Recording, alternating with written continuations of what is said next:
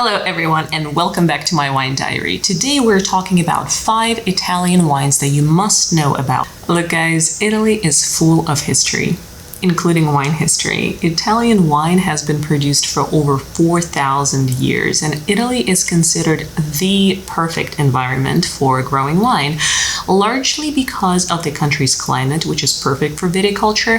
But really, Italian wines go far, far back.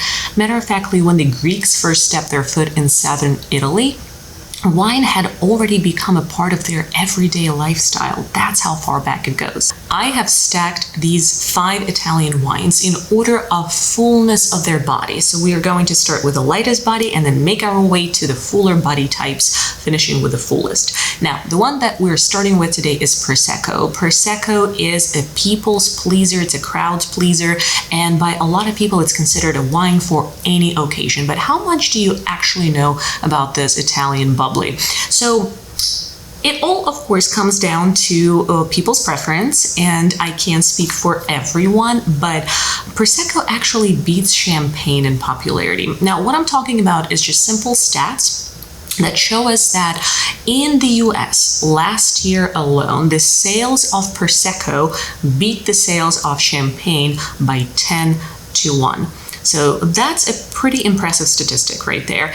And of course it comes down to price as well, but it has a lot to do with the fact that people love Prosecco. So Prosecco is produced in the northeast of Italy, in Veneto and Friuli to be exact, and any wine that's produced outside of those two areas doesn't meet the trademark standards, so it's not considered to be Prosecco. So when you buy Prosecco, when you look for a Prosecco, make sure to search for those DOCG and DOC designations. Those are just quality assurance for you.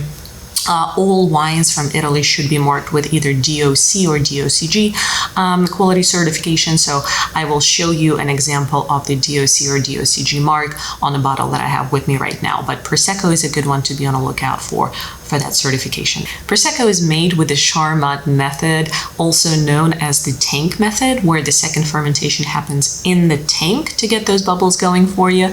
And Prosecco pairs with so many great foods. I think that it should be served in a tulip glass versus a flute to get the aromas out a little bit more, but that's again my personal preference. The second Italian wine that you must know about is Pinot Grigio, and this is the wine that I'm having today. Now, this Pinot Grigio is by Gancia Wines. This video is actually made in collaboration with Gancia. I recently made a post about their Pinot Grigio on my Instagram page, so I'm going to show you this bottle here. I've also collaborated with Gancia Wines and made a whole video on just the history of Gancia, so please make sure to check it out. But I'm showing you this bottle to point out this DOC label right here. So you can see how it says DOC. Look out for this label on all of the Italian wines when you're looking to buy an Italian wine, whether it's Prosecco, Pinot Grigio, or any other wine for that matter, either that one or DOCG, which is even higher. So those are quality assurance for us that we want to see in the Italian wines. So let's go over Pinot Grigio. What should we know about it?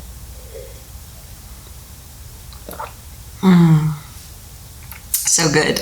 Pinot Grigio is a dry, light-bodied Italian wine that's also sometimes referred to as Pinot Gris, and it is a mutant of a Pinot Noir grape. Most Pinot Grigio wines are qualified as a dry, white wine. However, some of them are fruity, and they tend to be clean and fresh with medium body to them and a touch of minerality to them as well. They pair really, really well with pastas and seafoods, some fish dishes as well, and the acidity level that Pinot Grigio has really breaks down the fat in the food that you're eating and helps bring those flavors together. One other thing that I really like about Pinot Grigios is that they're actually very affordable. For the most part, you can find a Pinot Grigio of a very good quality, DOC or DOCG certified, for under $15. The next Italian wine that you must know about is Chianti. Chianti is by far the most exported and the best known Italian wine by very, very far, like I said. And it's based on the Sangiovese grape, which is native to central Italy, Tuscany area to be exact. Chianti is a medium-bodied, highly acidic red wine that is very high in tannins. It's got a floral scent to it and a very diverse, delicious taste as well. Sangiovese grapes are famous to be paired with red sauces. So think about Chianti next time you have a red sauce pasta or you have some pizza. And another interesting thing that I always liked about Chiantis is the history of the squat bottle. That is the bottle that's served in the straw basket historically. You can still see some Chiantis being sold in the stores in that straw basket in a squat bottle. But right now, unfortunately, most producers started to produce them in regular bottles just for shipment cost purposes. It's easier to stock them on shelves that way. It's easier to export them that way as well. But that squat bottle is very authentic and it's a beautiful looking bottle to put on the table. Italian wine number 4 that I think you must know about is Primitivo.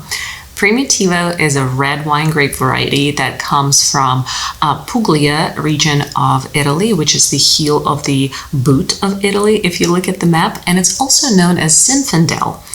I have another perfect video for you that I filmed a while ago called Primitivo versus Zinfandel that explains differences, if any. You'll have to check out the video between the two, and it explains why do we call the same grape variety two different names. Now, coming from southern Italy, Primitivos are so big and so jammy. They're so rustic and wonderful.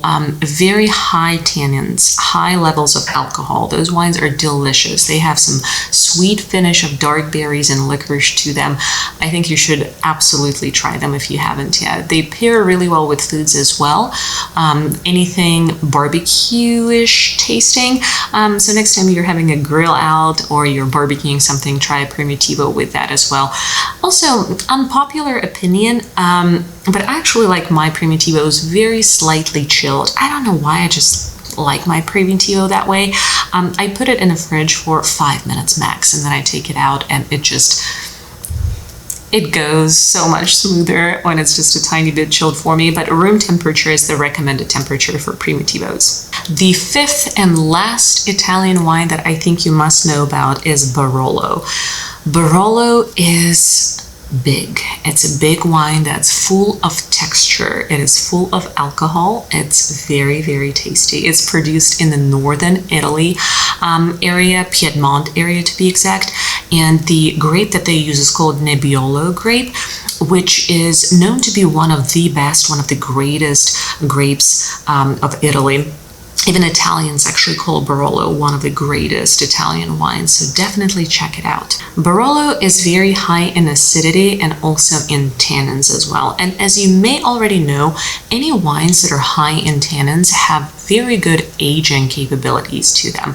So Barolo is one of those wines as well. It ages very, very well. And in Italy, they actually age it in oak caskets.